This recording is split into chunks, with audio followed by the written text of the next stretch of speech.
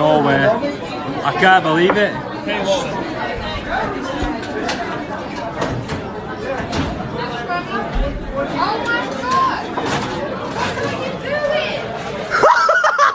Go on, son. Get them shades off for camera, lad. Oh. Hey. At least everyone wins in that casino. Welcome back, beautiful and amazing human beings. My name is Luke Radowski here of wearechange.org, and we have a full sort of house today as we have a very special guest that is just a little bit late. We have a fill-in that will be taking his place as, of course, we are going to be going live for the next 2 hours here on youtube.com/wearechange. The conversation will, of course, then go over to rumble.com/wearechange in just about an hour, where you guys will be able to call in as members of LukeUnfiltered.com. As, of course, there are so many different things to discuss today. Absolutely crazy news coming from the tech world, with Elon Musk making some very big declarative statements that are absolutely worth talking about. There's also a lot of other news surrounding the geopolitical developments, UFOs, war in Ukraine, the next disease X. We're going to be talking about that with most likely what is going to be the next PSYOP that the world is going to have to deal with. That conversation, again, fully expansive 2 hours. Make sure to share this broadcast with everyone you know, as this is going to be a very important video report that you guys get to participate in by also going to mysuperchat.com. And then by going to mysuperchat.com, you guys get to actually participate in the conversation, ask us questions with only 3% cut of super chats. Unlike YouTube, that takes 30. mysuperchat.com is the website. It's linked down below. And yesterday we had a great super chat that got us talking about some deep down the rabbit hole stuff that sadly we can't talk about here on this particular platform. So we're going to be getting into all of that plus a lot more. And joining us for this conversation is Bonobo, the loving, caring, cuddling bear, who is taking the seat of Michael Seifert. Michael Seifert, of course, is the man behind Public Square, a company that, of course, does a lot of really good, incredible work. He just let me know that he's delayed. We told him, hey, the door's going to be open. Just walk in whenever you can. Come on and sit down. So as of right now, Michael Seifert is a little bit late. He is the CEO and founder of Public Square, a company that's doing some really awesome, incredible work that is definitely worth talking about, especially when it comes to all the latest advertising boycott news with Twitter. So as soon as Michael comes, he will be, of course, introduced. And Bonobo, the loving, cuddling bear, is taking his place with Clint Russell there, taking advantage, laying his paws non-consensually on this poor creature that has to sit next to him. It's a real pleasure to be on with the bestpoliticalshow.com. Bonobo the Bear here. This is Clint Russell. I'm the host of Liberty Lockdown. I just had Ian Crossland and Ashton Forbes on today to deep dive MH370, not on YouTube because I am not permitted there for a month. So check it out on Rumble. Pleasure to see you guys once again. Yeah, that was awesome. Clint's not allowed on YouTube. Okay, I can't understand why. Liberty Smackdown. Ian Crossland is also in the house, pledging to move and live in Miami for the rest of his life. He has told me specifically, he's like, look, don't tell anyone, but I'm going to live in Florida forever. I'm not ever leaving this state. This is one of the most beautiful, most amazing states in the world. And thank you, Ian, for spending time with us. It's great. It's great hosting you. Son of you. The lies get grander and grander every night. No, I do appreciate you having me and hosting me. Luke is telling you a half-truth. I do love Florida, but I will be back on Timcast IRL tomorrow. It's not true. When I got here, Luke was just covered in bikini-clad women. I had to pull him away from the pool. The guy's living his best life. He's never in going the other room now. Yeah. There's a debate going on whether Brizzy the bear over there is actually a sloth. It's Bonobo the bear. The chat's fired up It's a about Bonobo it. bear. I think it might be a sloth. That's a good point. Give me a 1 for a sloth, a 2 for a bear. Listen, the bear could identify whatever the bear wants to identify as, okay? It's Bonobo. To my right here, we have another fantastic host. Hi, everyone. I'm Steph of We Are Change, and it's definitely a sloth. Yeah. It's a Bonobo. It's Bonobo the Sloth. There's an interesting conversation about bonobos and chimpanzees that we probably will be having on Rumble, not on this particular platform. But we did have some bad luck with guests this week specifically. Yesterday, we were supposed to have Ben Stewart on of Esoteric Agenda Climatica. He's also working on a really awesome documentary about the U.S. Federal Reserve System. He sadly couldn't make it and got sick, so we had to cancel him last minute. Jen Perlman stepped up. Today was also supposed to be Vinny from Patrick Bet David's Valuetainment show, who was supposed to be joining us here today, who also had to cancel last minute. Then we got Michael Seifert, who's having some problems coming over here. So not the best of luck, but it doesn't matter. We're still going to continue the conversation as, of course, there's so many different things to talk about. As, of course, right now in the making of this video, we have an incredible statement by Elon Musk that a lot of people are officially responding with this reaction to. And I think that reaction is absolutely fair, as Elon Musk, during the Deal Book Summit, was asked directly if his trip over to the Middle East was a pandering trip trying to win over advertisers, which he specifically decided to wait and respond to by saying, quote, "You know what? Don't advertise. If someone is going to try to blackmail me with advertising, blackmail me with money, go blank yourself. Go blank yourself." Is that clear? I hope it is. Very strong, aggressive, bombastic statements made against a lot of very powerful institutional powerhouses that have been directly attacking Twitter or X for allowing people to have free speech, essential free speech that now is in question, as of course Twitter is under direct assault. This is Elon Musk now officially responding to the people attacking him in a way where he's not pandering. He's not trying to say, yes, guys. He's not saying all the PR talking points. He's responding in a real, looks like very authentic fashion, showing how frustrated he is specifically with the onslaught of attacks that him and his institution had to deal with just for allowing people to talk to each other. That's just absolutely crazy. What's your guys' reaction to this? He did seem really frustrated. That was a big kind of, and it's a great thing. If you get a chance to listen to this, it's all over Twitter right now. Yeah, the frustration was palpable. You said earlier, Clint, that you thought maybe, well, do you want to take it away? Sure. I think that it's what I read in it is a very high stakes game of chicken that essentially he has already filed, as far as I understand it, what he described as a nuclear weapon scale lawsuit against Media Matters, who began the hit pieces against Musk with these allegations of anti-Semitism, et cetera, et cetera.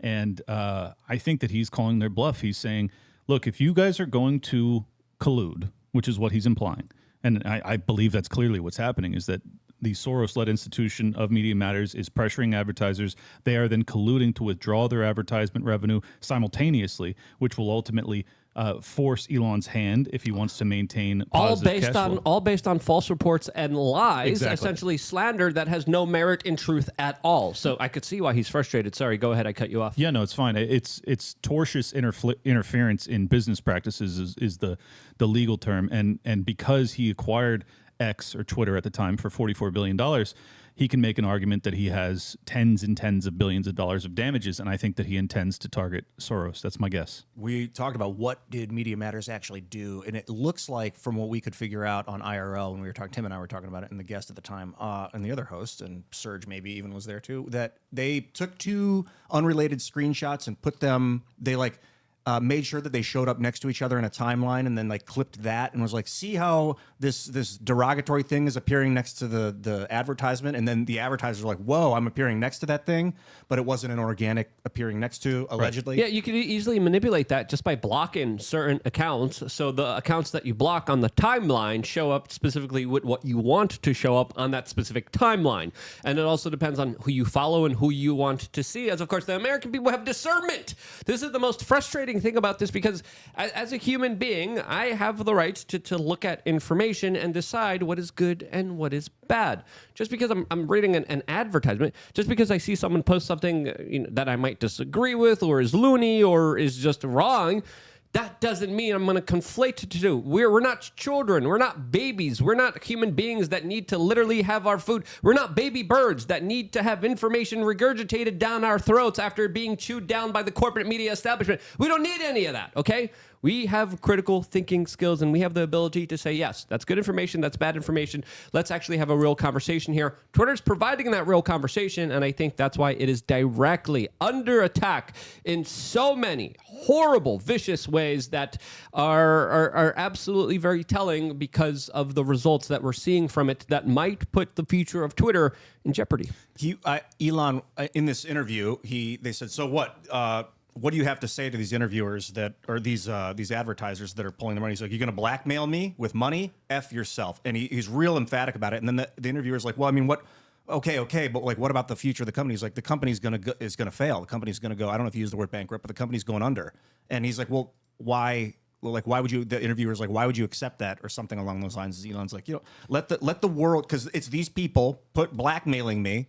And they're causing the company to go under. Let the world see it. Let the world decide. We have that clip. We're going to play the full clip right after Elon said, go F yourself. So this is right afterwards. This is the conversation that preceded it, which I think is also important for context. Is that clear? I hope it is. Hey, Bob, if you're in the audience. That's the CEO well, of let me Disney ask you talking then. to. Bob Iger. That's how I feel. Don't advertise. How do you think then about the economics of X? If part of the underlying model, at least today, and maybe it needs to shift, maybe the answer is it needs to shift away from advertising. If you believe that this is the one part of your business where you will be beholden to those who have this view, what do you do? F-Y. I understand that, but there's a reality too. Right? Yes. No. I mean, Linda Yaccarino's right here, and she's got to sell advertising. Absolutely. So, totally. No. Actually, what this advertising boycott is going to do, it's going to kill the company. And do you think that and the whole world will know that those advertisers killed the company, and we will document it in great detail. But those advertisers, I imagine, are going to say, we didn't kill the company. Oh yeah. They're going to say, tell it to Earth. But they're going to say, Elon, that you killed the company because you said these things, and that they were inappropriate things, and that they didn't feel comfortable on the platform. Right? That's what they're going to say. And let's see how Earth responds to that. Okay. First of all, screw this reporter. What you said was inappropriate. What? Are you kidding me? What did he say that was inappropriate? He's having conversations. He's expressing opinions. He's allowing a conversation to actually be held that's not dominated by warmongers. What did he do? What's inappropriate? That's number one. That would have been my response here. But you could also see Elon Musk saying we're documenting all of it, which kind of points to this mega lawsuit that Clint, you were talking about earlier as well, as there's probably going to be a lot of legal action here. But the future of Twitter being in jeopardy, that's not good. It's not good for me. It's the only platform I can actually speak freely and not get suspended from. So I'm disappointed to hear that. Andrew Ross Sorkin is the journalist that's skewering Elon there. He's a financial expert, so he understands the back end of this. He knows that this is coercive pressure that's coming from organizations that are very, very progressive, just to put it kindly, in terms of the manipulation that they're trying to apply pressure to Elon and to the X platform in terms of service and the moderation policies. It's so clear that this is what's happening across the board with social media. Elon is the one who kicked out all of the CIA, DHS, FBI, CDC informants out of the back end of Twitter when he acquired it, and he fired all of those people. This is their plan B. They're coming at him from another angle. Elon sees it, and he's trying to take the litigious footing to try and scare them off. That's to me, it's quite clear that's what's happening. The interviewer, and I wish I knew his name. It's Andrew Ross Sorkin. Andrew Ross Sorkin was like, well, maybe advertisers isn't the best way to fund a company. He makes that point, and I think I agree with him there. I think that Ultimately, user subscription model is the key of the way of the future, and also decentralizing away from super expensive databases. If you can have mesh networking where we're all hosting Twitter on all our phones, and if 90% of our phones go down, the other 10% keep the network up and going, that could save cost. And I know, like you said, Elon slashed a bunch of the employee count when he came in. Like so he 80% almost. Cut a huge amount of the expenditure of the company in there. So it's possible that Twitter goes bankrupt, a lot of people lose their job, and then like they go onto some decentralized protocol like Nostr and just make it like a protocol-based service. Yeah, I mean, it's not going to be the same kind of Twitter, because I think what's drawing in a lot of people now, and a lot of people are kind of also overestimating the amount of money that people make through advertisements. That money has been progressively going down. But Twitter is as amazing as it is because it's reliable. It's steady. It's a platform that all the institutions are kind of on, and you get to talk to each other in an unfiltered, real, honest kind of way without any kind of overlord standing in the way saying, no, you can't say this. If it goes into a more decentralized kind of platform, I'm just worried it's going to be less consistent, less available, because then you kind of leave a lot of things up, especially on the infrastructure side of this thing, like in the balance of it, that might not always work. So I'm a big fan of decentralization, and this is what we also talked about when Elon Musk originally bought Twitter, because we said, hey, he's going to get attacked viciously. We opened up, I was there, I think you were there, Tim was there. We opened up like a $15,000 bottle of Louis the 13th or something. We were drinking and we were celebrating. We were like, hey, he's going to get attacked a lot. This is the attack. This is him now responding to it, and it's getting serious right before the main kind of advertisement season, right during the holiday season. All of them pull out last minute. I thought Tim Pool also had a very interesting idea saying, hey, go to all these companies' competitors, give them free advertisements, take their space, advertise against them, and show the world who's really going for who. But then I wouldn't want to support a lot of these negative corporations personally myself. So how do we get out of this? I mean, it's going to be difficult because he fired off a whole bunch of people, and now, according to him, he's still having a lot of financial concerns and issues. That's not good. Seth Dillon, the CEO of Babylon Bee, pointed out they're going to be doubling their advertising expenditure. I think they were putting in $250,000 a month. Now they're going to raise that to $500,000 a month, and they would do more if they didn't do so much DoorDash. It was Andrew Tate. It was Tim Pool. A bunch of people threw up money, but the problem is you need huge money, and the real huge money comes from the State Street, BlackRock, Vanguards of the world, and those companies that they have a large percentage ownership. They kind of dictate their advertising policy. So a guy like Larry Fink, even though Andrew Tate may have comparable money, I don't think he does, but even if he did, it doesn't change the fact because Larry Fink manages trillions of dollars worth of assets. So if he says we're going to boycott X, that's enough to kill the company. And I think, though, realistically, if X were to go bankrupt and reform as a decentralized protocol, join the Fediverse with Mastodon and Minds, that could be way better for humanity. And Elon's going to be okay financially, and those employees will probably be okay financially because, well, whether or not they win a lawsuit, I mean, if they really believe in the mission itself, then they're going where Elon goes. Yeah, but I think the establishment is so angry at Elon. They're like, okay, yeah, sue us, but we're going to take you down. And you might win some kind of lawsuit later down the line, but we still took down one of the only platforms that allows free speech. We still took down one of the few places that is able to survive and go after all the psyops as they happen in real time. This is why Twitter is so important, because anytime a major event happens, we all go to Twitter. We don't go to Facebook. We don't go to TikTok. We don't go to any of these platforms. We go to Twitter to see all the breaking news unfold in real freaking time. And when it does, you're able to get on the ground video reports, pictures, accounts of events that you can't get anywhere else. And I truly do think, we're going to talk about this in a little bit, before the next presidential election, there's going to be one major galvanizing Pearl Harbor-like event, and we're going to talk about what that's going to be, because I think there's 4 possibilities here. We're going to outline them. We're going to talk about the latest news surrounding all of them.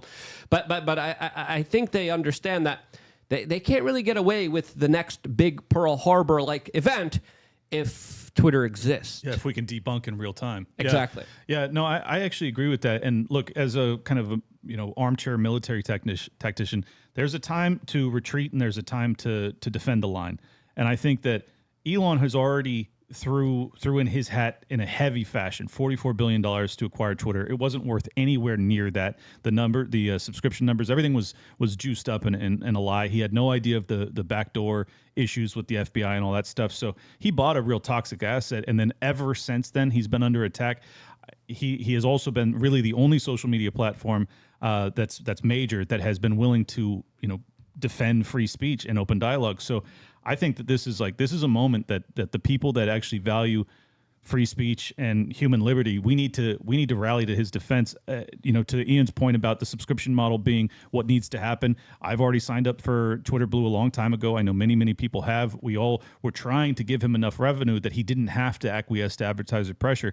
Clearly, the subscriptions have not been adequate to keep him in the black. So I don't know what it's going to take. Well, you mentioned the military tactic, and there's a tactic in the military called hammer and anvil, where you will retreat, or at least feign a retreat. You'll make it look like you're retreating, and when they try and rout you and come at you, then you swing around with a pre-planned flank, and you hit them from behind, and that's the hammer. You become the anvil. You're like, come at me. They think that you're running away. As they come at you, you come around and flank them from behind. So shuttering the company is the feigned retreat.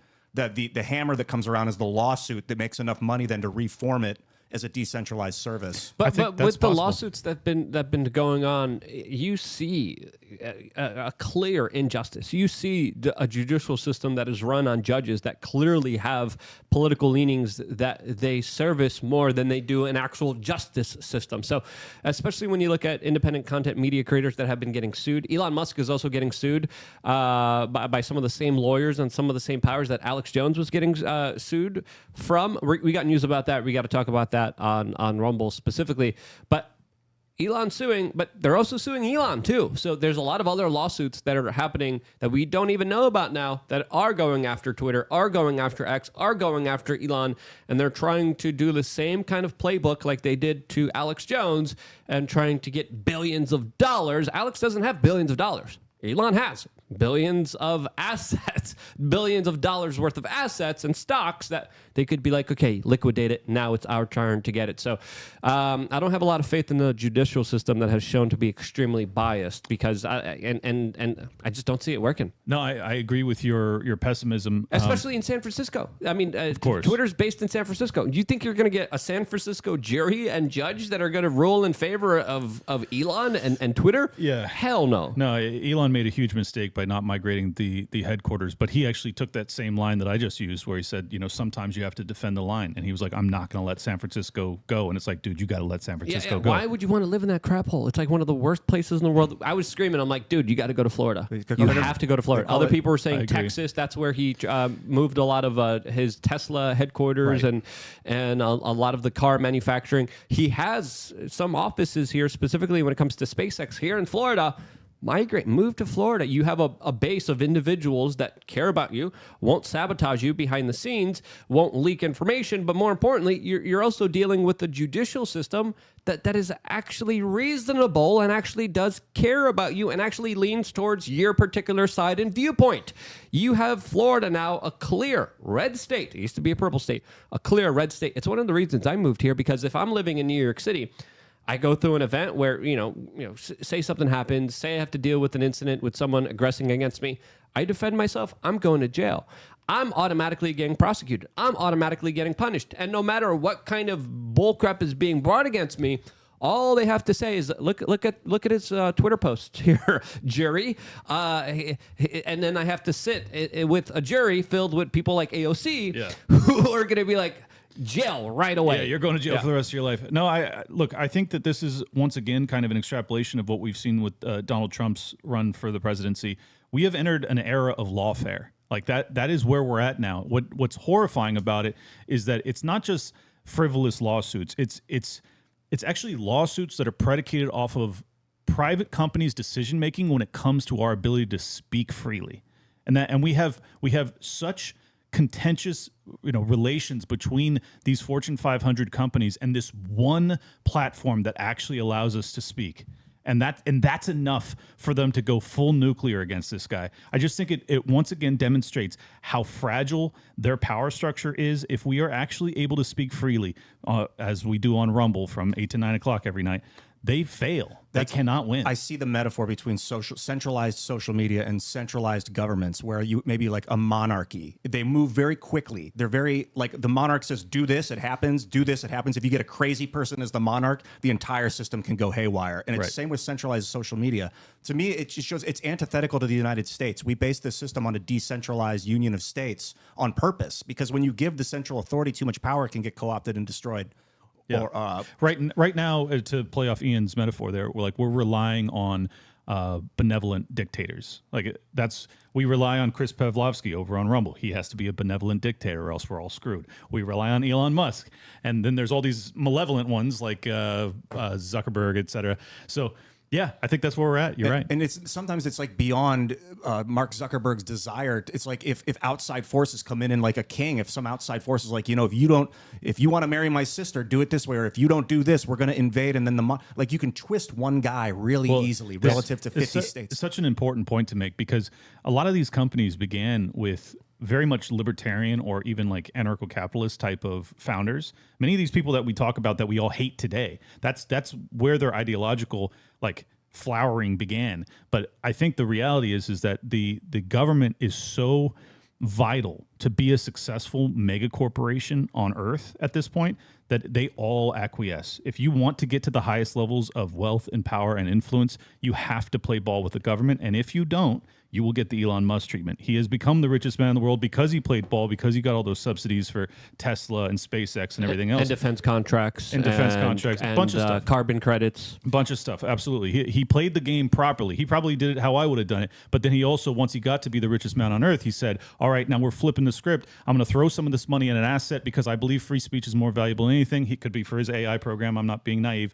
But it seems as if he became antagonistic towards the government, and they are letting him know, hey, you may be the richest man on Earth, but you ain't nothing compared to us. Yeah, the government was, I think, first antagonistic against everyone, and then he just responded to what was clear censorship. And it would have been awesome to see him and Mark Zuckerberg fight. If only Mark Zuckerberg didn't come down with that injury. I was recently watching a podcast with Dana White, and he was saying, hey, it was legitimately going to happen in the Roman Colosseum.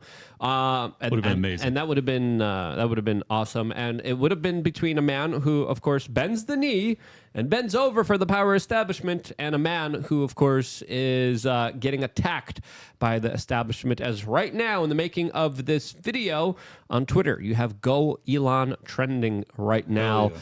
And, everyone's sharing the video. Everyone's saying, wow, Elon, go Elon, you saved free speech. Elon tells advertisers trying to blackmail him, go F yourself. And there's a lot of different support here, as there's even memes upon reaction memes, which are absolutely golden here. But there's another clip here of Elon that I think is definitely worth playing, as well as, of course, the conversation kind of continued to the stunned surprise of this journalist, even if you could call him that. Here's another portion of this conversation that I thought was very eye-opening. The approach to some of the stuff you're doing with AI has been very specific, right? There's not a let the chips fall where they may approach to those businesses, I don't think. No, we focus on making the best products. And Tesla's gotten to where it's gotten with no advertising at all. I understand that. Tesla currently sells twice as much in terms of electric vehicles as the rest of electric car makers in the United States combined. Tesla has done more to help the environment than all other companies combined. It would be fair to say that, therefore, as a leader of the company, I've done more for the environment than everyone else, any single human on Earth. How do you feel about that? How do I feel about that? Yeah, no, I'm asking you personally how you feel about that, because we're talking about power and influence, and I'm saying what I care about is the reality of goodness, not the perception of it. Yes. And what I see all over the place is people who care about looking good while doing evil. Yes. Yep. And let's be honest here, there's a lot of evil. There's a lot of very nefarious, horrible actions being done, all in the name of fighting good and doing the right thing and the common good for everyone. And in reality, people are full of crap. In reality, a lot of the powerful institutions that failed us, a lot of their actions directly hurt us. and they're there to screw us over, and they are extensively in so many different ways. So hearing someone like Elon Musk, who clearly has the world's attention now, talk about this, I think it's critically important, because the whole world is a freaking lie. We are living on illusion after illusion of people believing naively that the system, that the establishment, the powerful people in this world care about them. And in reality, the exact opposite of that is true. They believe that there's too many people in this world. They believe that the population needs to be culled. They believe that they need a reduction of the amount of people in this world. And they're openly, right now, implementing policies, essentially establishing that. And their policies are working. That's the scary part. Elon here exhibited massive amounts of pride in the Catholic faith. That's a sin, and you would consider that evil. But there are times, I think, in the United States, American pride is very valuable. I'd like to see him quantify that statement that Tesla has done more for the economy than every other car company combined. I don't know where he's getting that metric or how he's measuring He it. said for environment. For the environment. That's what I meant, not the economy, the environment, than every other car company combined. I'd just like to see the quantification of how he came to that. I would imagine it's carbon emissions, but I agree. He should prove it. They're pulling lithium and cobalt out of the ground. They're causing people like kids in Africa to go dig with their hands, and I don't know how involved in that. And I know they're trying to get away from that. Right. And maybe it's right, but I'd still like to see the quantification for that's a bold statement. Yeah, I agree. He should quantify it. Let me take it a different direction. I think that Elon actually became kind of persona non grata amongst the Fortune 500 and the political elite establishment about a year ago. If you guys recall, he started to go very hard in the paint against ESG. He started to lament openly, publicly, about what's called greenwashing, where these alleged ESG beacons of light that are supposed to be looking out for the environment, they're not. They're doing exactly what you're describing. They're destroying the earth while also profiting with a bunch of advertisements saying how green they are. BP and all these other oil companies, things like that. So he brought up a specific example of Tesla having a very low ESG score, lower than Exxon, and then Exxon, and then some other horrible company having a really high ESG score, which made no sense at all. But the reason I bring that up is this is exactly what he says at the end of that clip there. He says, I'm sick of the perception of good versus the actual reality of doing good. And I think that Elon is making the case that he is doing a lot of good for the earth in terms of human exploration, in terms of innovation, in terms of the environment. And I think it's true. I think he is. So I think he's getting very frustrated that he's being portrayed as some evil figure when he's dedicated his entire life to actually improving human existence. I share in his frustration. I think that we ought to uplift figures like him, as long as he's not trying to put a chip in my brain and then put me into the Borg. But I think that we ought to like, these are the entrepreneurs that you ought to be rooting for, and instead he's being attacked from every angle, and I feel I share in his frustration. As a kid, they would tell me like the greatest people on earth oftentimes are villainized in life, and it's only after their death that everyone realizes like, oh, they were like Socrates. People they put him on trial and forced him to drink poison and die later in life, and like afterwards they built a statue of him because they realized what the mistake they'd made.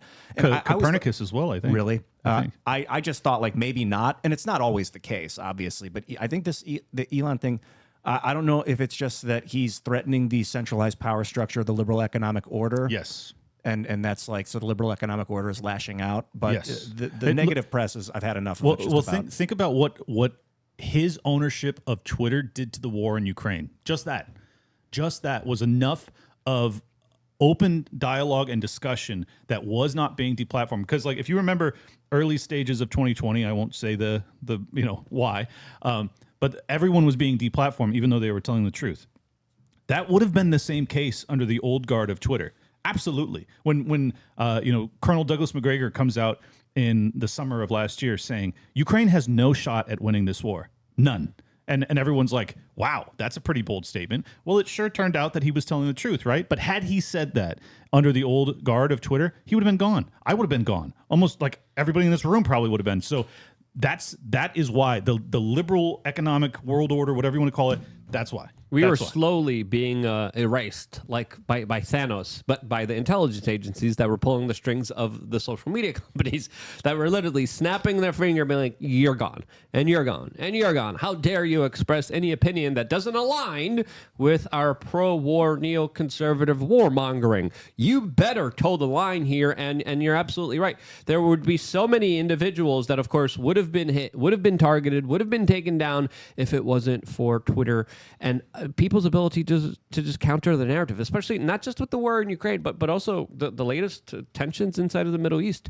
The fervor for bigger conflict, for a bigger war, it subsided. It's kind of gone because you got people who are able to have conversations, who are able to have debates, who are able to, of course, go on and actually rationalize, hey, hurting other people because someone hurt other people isn't a good winning policy here, okay? Following the lunacy of American foreign policy in the Middle East isn't a good winning policy here. And people realizing that, not going along with it, not being emotionally manipulated, actually rationally thinking and calling all of this out as it happens, extremely important. And a lot of people, I mean, even we're just saying a couple days ago, hey, his trip to Israel was probably to try to win back the advertisers. I think it's fair to say now he's not really trying to do that, as of course there's other people now reporting how he is wearing a dog tag that has been inscribed and says, quote, "Our hearts are hostages in Gaza." And allegedly the report is that he is wearing it until the day that all the loved ones are released from the captivity there by Hamas inside of Gaza. So, clearly maybe something that other people would point out as a PR stunt or something that's there just to, of course, galvanize attention. But I think it's fair to say from the comments here, he's not trying to win back the advertisers. He's trying to call them out for the injustices and the larger attacks that they're having on him. And if it wasn't for Elon Musk allowing us to have the conversation in the Middle East, I would bet your bottom dollar it would have continued and escalated to the point where we probably would have had the military mobilized already to go into Iran. All right? Yep. And I truly do believe that would be true, because what happened in Israel was compared a lot of the times to what happened in New York City in 2001. We saw a lot of the very same kind of elements. We saw a lot of the same kind of similar reactions and propaganda in response to that. A lot of it was luckily called out. Luckily, there wasn't a full-blown conflict, but I really do legitimately think if it wasn't for Twitter, we would have been really close towards a full, all-out perpetual war with Iran. And I think the only reason we're not is because we have this ability to be able to talk to each other. It's important to remember and to keep in mind that, freedom is a day away from dying, and that, always be on guard against. Do we still have battleships and aircraft carrier over there in the in the sea? So, if a missile comes flying out of Gaza and hits one of our boats, and then we're told it's Hamas or Iran, you got to be like, yo, are you sure? Because it could be anybody, and it could be a false flag, and that could... Of course. Let me add one. But the false flag can't work if people are able to talk to each other. This is the thing. Like, if a false flag event is unfolding, right, people are like, wait, hold on, let's look at where this thing came from. Let's look at all the evidence here. Let's counter this piece of information. Let's not get all emotional here, because that's the way that a lot of this propaganda works. They control the narratives. They shut down communication. This is the first thing in information war. And then they, of course, rile people up emotionally to the point where they're not critically thinking, and they're saying, hey, Beehive that we just pissed off, there's the target. Go after them. They can't do that with Twitter. It's what they did with Hunter's laptop. They buried any counter narratives and they pushed the lie. And this is the reason that I think what Elon's doing, it's not that he's not trying to get the advertisers back. I think what he's doing is they've been intimidating him. They've been saying, you get in line, then we'll advertise. He's saying, no, you'll advertise and you'll avoid this monster lawsuit. And I think he's actually trying to flip the intimidation script, because he believes that, I think he may actually have documentation that proves collusion. And if he has that, then he can prove that this is actually tortious interference from the advertisers as well as Media Matters and all of the Soros institutions, which consist of billions of dollars. One other point, the fact that we have had the ability to see graphic footage of both Hamas's attack as well as the IDF response in terms of the bombing campaign of Gaza has done more to galvanize the anti-war movement in this country and on Earth than anything I've seen in a very long time. The fact that you can see just the heartbreaking carnage on both sides, like anyone who's rational that sees it happening on both sides doesn't come away going, oh, we need more of this. They come away going, we need to find a way to get this to stop. This is terrible. And I think that if it was the old guard, there's actually a good chance that they would have only permitted the Hamas footage of the attack against Israel, or excuse me, the opposite. They probably would have buried that footage because I think that they were such radical leftists, they probably would have been more aligned with the Palestinians ideologically, in which case it would have been very bad for the Israeli side of the argument. Cernovich has actually made this point. I think he's right about that. But my point is like everyone's going to be upset with Elon because he's not catering to your narrative. He's allowing the carnage from both sides to be seen. That's what a real exchange of information amounts to. No one walks away happy. We all walk away with like a well-rounded idea and a much more nuanced view of the world. That's what I want to see. I think that's how we actually advance civilization. I'm wondering, I'm wondering what you guys think. Can there be like an eminent military power on Earth that is kind of guarding and protecting the order of the planet without being warmonger, without anticipating and preemptively attacking things that might come out of hand? Because sneak attacks are nasty. And if you let some country just build up a nuclear arsenal and then one day there's a huge blitzkrieg, then that could be a problem. So it seems like the liberal economic order is like looking for where that might be coming from next and trying to get in and stop it. But Ian, there's nothing wrong with being strong and being able to defend yourself. The problem is when you're offensive and not just defensive. So I do believe we should be the strongest. We should be the best. We should be able to defend ourselves. Absolutely. But aggressing, overthrowing politically elected leaders, financing radical jihadism, financing far right activities in Ukraine, it's one of those stupidest, most dumbest ideas that we could do as China's literally going around the world being like, hey, we're going to trade together. We're going to make some money together. Here's a Belt and Road Initiative, while the United States is like, hey, we got a whole bunch of bombs. We got a whole bunch of war industry.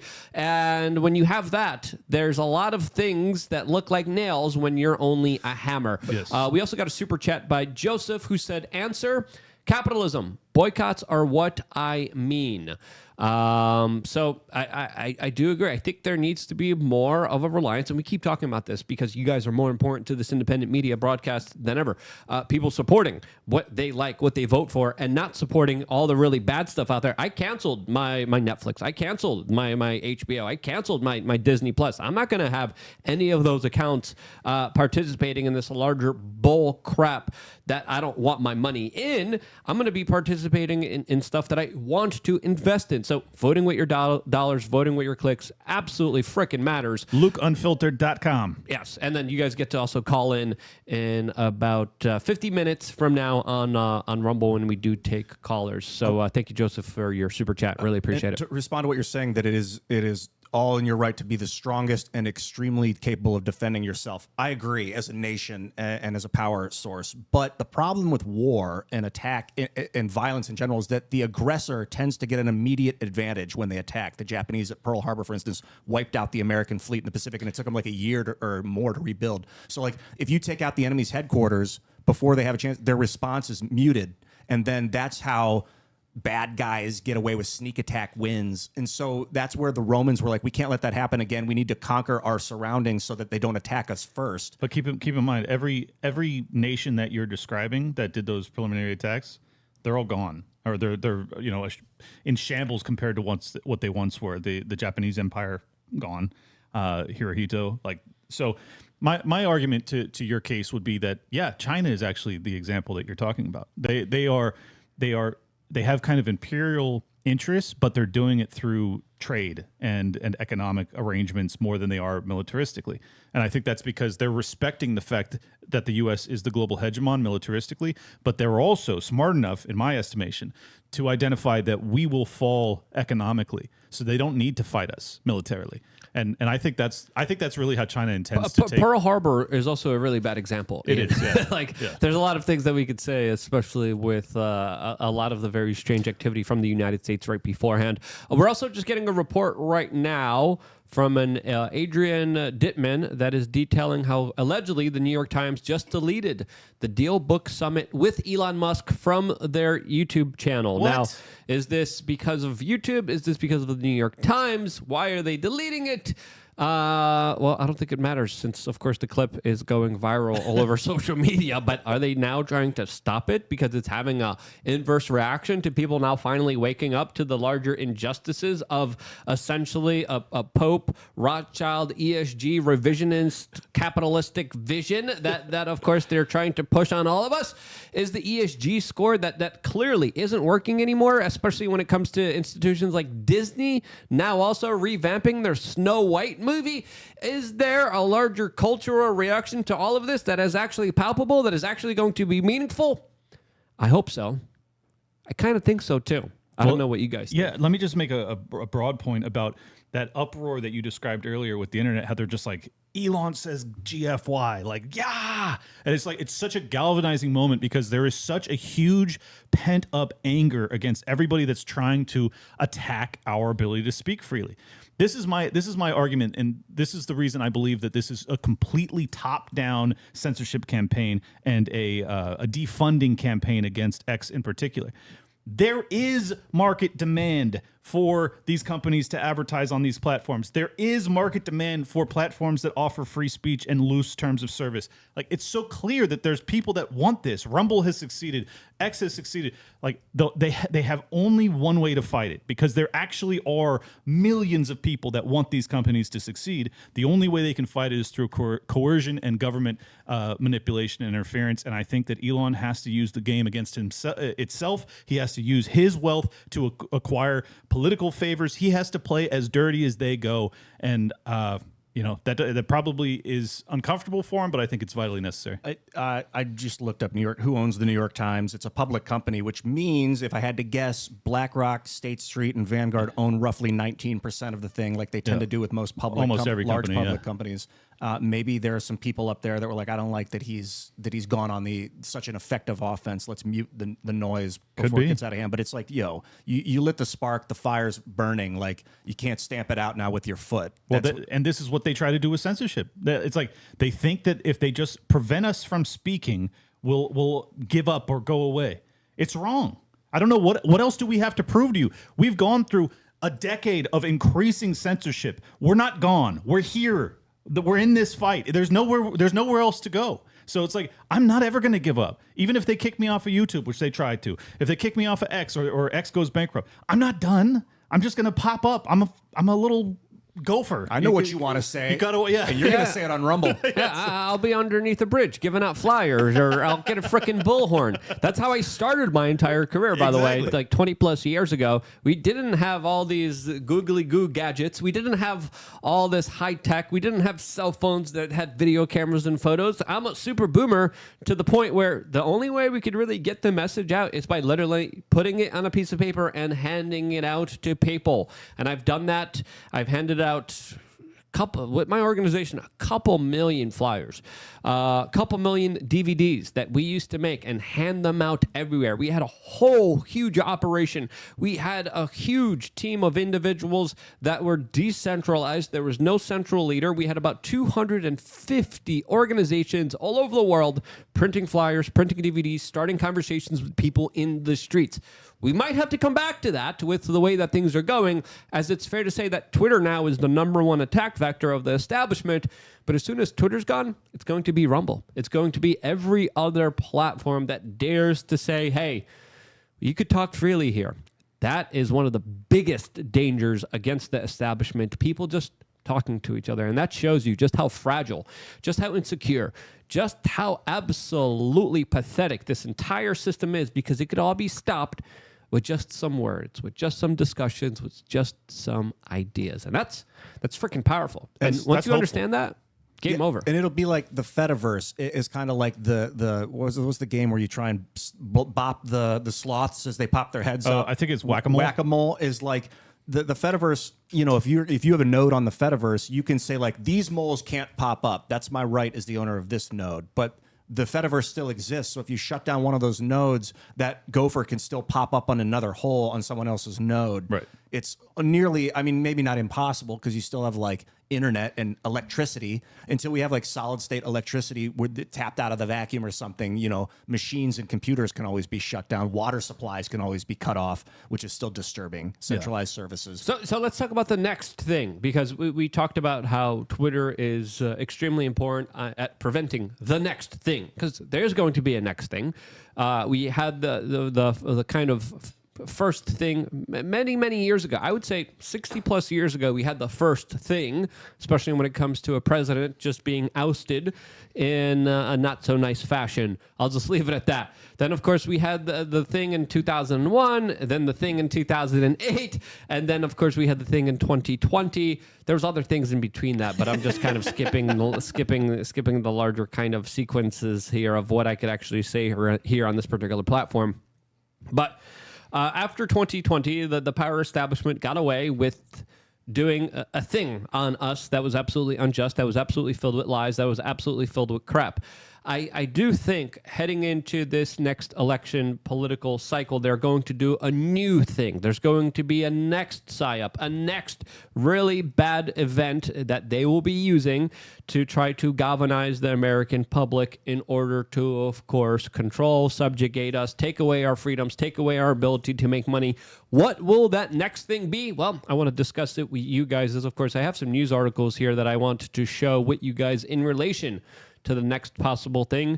Will it be aliens? As we also are getting reports of the U.S. military officially now declaring that they are seeing UFOs in space from an official U.S. government. Is it going to be a full all-out war with Russia, which, again, could be very possible as Russia is mobilizing and becoming the most nuclear-ready nation in this world? Is it going to be, of course, Disease X, which allegedly is making its way now through Europe after a bunch of pneumonia cases are showing up in that country and in China, that's going back to their sanitation theater that, of course, worked so well 3+ years ago? Or will it be, of course, financial ruin and economic collapse? That's also another possibility. And hey, why not just bring in solar flares here, as we are getting other reports that solar flares will now bombard Earth soon as the sunspot cycle, quote, is reaching its peak. What will be the next thing that will disrupt the next upcoming presidential election? What do you guys think? I don't know, but I think it's worth hypothesizing, since there's probably going to be a next thing very soon. Yeah. I mean, it's inevitable that there will be one. I think there's actually a multitude, and my odds-on favorite would be economic turmoil. One of my episodes a couple weeks ago on Liberty Lockdown was breaking down what I think is the next banking crisis. There's a real potential for contagion. There was I think it was called the BTFP. It was a bailout program for banks that had long-term dated debt instruments that were underwater. They created this Treasury and Fed combined instrument that allowed the banks to offload their underwater assets at par, at face value, to basically keep them liquid. That ends in March of 2024.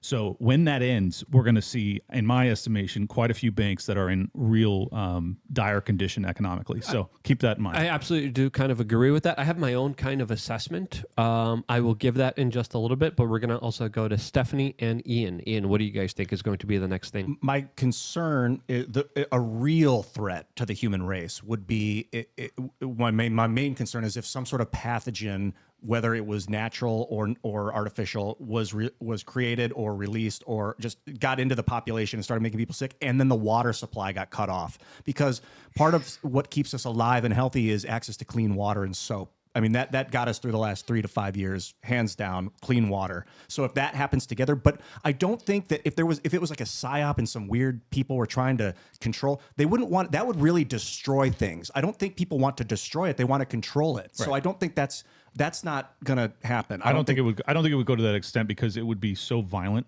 so quickly if it actually got that bad. So yeah, I think economic concerns are big. I think war with Iran is very concerning and not at all outside the realm of possibility, especially if some of those other Arab and Muslim nations around Israel decide to attack. I hope it's aliens, because those are fun to talk about. I think that's actually that's probably the most benign potential, that is also, like, it's captivating enough that I think it could actually get people to be afraid enough to get in line. So maybe that's good enough. But at the same time, I feel like so many people have woken up to the lies over the past 3 years that, like, it's going to have to be pretty damn good to get us on board again. Yeah, Beborp better not show up in my neighborhood. He's going to get it popped. He's going to get a cap in that. You know what? So if they do alien psyops, I don't see them coming to America. No. Maybe they'll go to like Chicago, or like New York, or like San Francisco. Chicago's not American. It's not. It's like a socialistic hellhole, Chirac. It should be its own foreign country. Chicago people, don't get me started. But no, seriously, I'm a New Yorker. If they would show up in like San Francisco, no one would kind of bat an eye because it's like the people there are so desensitized to just absolute nonsense. I do see them trying to do this alien psyop very desperately. I don't think it's going to work because now people like me and a lot of other people are like, okay, we've been talking about aliens for so long. I interviewed the former Canadian Minister of Defense. I interviewed a lot of government whistleblowers. I've been talking about this for like 20 plus freaking years. I talked to Tex Mars, Jim Mars. I talked to all of them. And now I'm like, I don't believe it. Because the government's just trying to get me to believe it. I think I know what it's going to be. It's going to be economic coercion. I've got a feeling. I just got this article from Business Insider. 813,000 student loan borrowers are now getting emails that their loans are wiped out. That happened yesterday. I was one of them. My loans went to zero, and it was shocking, and I didn't anticipate it. I didn't even ask for it. So, and then Biden was like, because of me and my administration. So it's like almost like he was trying to buy my vote. Not almost. Exactly. And then if they're like, now all your money's in central bank currency coin, the only way you're going to be able to spend your money is if you sign into this digital service that we can turn off if you violate our whims. Yeah. UBI, CBDC. And so it's less about scaring people, more about just coercing them. I could imagine that. You had something? No. Yeah. No, I agree. What do you think, Steph? If you have to choose the next psyop, what do you think it's going to be? Oh, gosh, that's such a hard question. I feel like all of these things have been just coming on slowly but surely. I feel like there's so many different, the whole alien thing. There's a lot of people that really want the aliens to come. There's a lot of people that are like, okay, beam me up, let's go. You know, it's just a whole bunch of different perspectives. Who really knows? Time will tell. You got to pick one. Gotta pick one. No. What's the next psyop? No. Just pick one. Just pick one. Solar flares. Yeah, which could be possible, right? Check out Ben Davidson on Twitter. I hear he's the solar flare expert. He posts constantly. Is it Sun Weather Man or Sun Weather something? Ben Davidson. Or it could just be an EMP that's pretending to be a solar flare that could be deliberately set off as a way to cut off everyone's power and internet connectivity. Like, look at these people. Look at these young children that are being literally raised with cell phones in their hands as soon as they're little babies in the freaking cribs. Those people won't know how to exist. They're not going to survive long in a world where all communication goes down, all power goes down. That's a very likely scenario that could happen because of either a cyber attack, a cyber polygon, which I think is also another probable kind of infrastructure attack that could happen at any time. You yourself, I've been talking about this for a while. Again, we could hypothesize on all of this. Doesn't mean it's actually going to be true. But one of the best things you could do is give yourself peace of mind. Try to be ready for anything and everything that could come your way, especially when it comes to services and maps and things in your community just being absolutely haywire and going crazy. Get to know your neighbors, get a supply of, a little bit of storable food, a little bit of water, because even if it's not a government psyop or the next thing, it could be a natural event. It could be a hurricane, no matter what it is. The corporate media likes to make fun of preppers. They're like, you crazy preppers, you believe something's bad going to happen. Look at history. There's always something that does happen, and it's only the people who are prepared enough that usually survive it. So between now and the next upcoming election, this is my hot take on this entire issue. I believe two possible scenarios. I'll tell you the least possible one.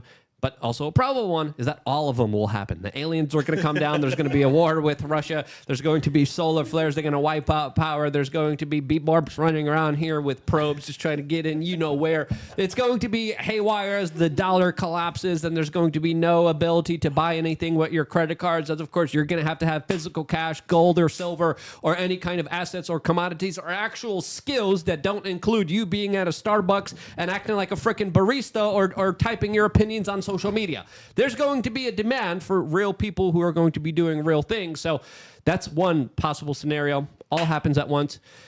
if you want to avoid that, you could champion this new evolution of our power system to use hydrogen fuel, like what they're doing out of Rice University with James Tour, and how they're taking plastic trash, they're taking all sorts of carbon trash, hitting it with electricity, 7,000 degrees, turning it into hydrogen fuel and graphene byproduct. They're getting massive profit out of it. I can't believe that graphene.